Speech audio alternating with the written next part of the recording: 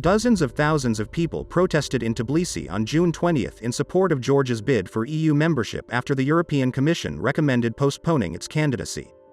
Demonstrators waving Georgian, Ukrainian, and EU flags gathered near the parliament for the March for Europe demonstration organized by the country's leading pro-democracy groups. Many held posters proclaiming, "We are Europe," surrounded by a circle of yellow stars as the EU anthem was sounded. Participants marched to Europe Square and at the end of the rally wrote messages in the square and signed Georgia and EU flags. The opposition parties that supported the demonstration said they wanted to demonstrate the Georgian people's commitment to their European choice and Western values. Accession to the EU is a historical choice and aspiration of Georgians for which all generations have made sacrifices, organizers of the protest wrote on Facebook. Shota Digmelashvili of the civil rights movement read a manifesto and announced the launch of a new movement, which will include opposition parties, civil society organizations, journalists, and trade unions. Failure to fulfill our demands will lead to mass disobedience, the manifesto said. All districts and cities of Georgia will rise so that a wave of nonviolent resistance will disperse all those who are blocking our country on its way to Europe.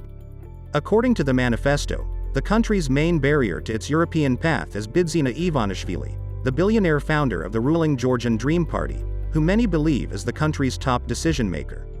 Earlier this month, the European Parliament adopted a non-binding resolution calling on the EU to impose sanctions against Ivanishvili for his destructive role in Georgian politics and economy.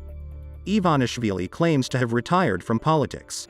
The Georgian Dream Party said on June 17 that it regrets that the country was not recommended for EU membership status along with Ukraine and Moldova.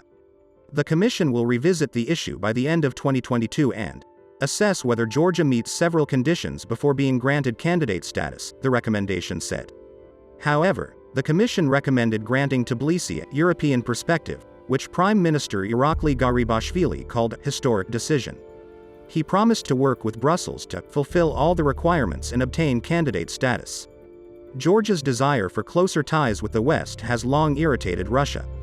Tensions culminated with Russia's invasion of Georgia in 2008, after which Russia recognized South Ossetia and another region, Abkhazia, as independent countries and stationed thousands of its soldiers in those areas.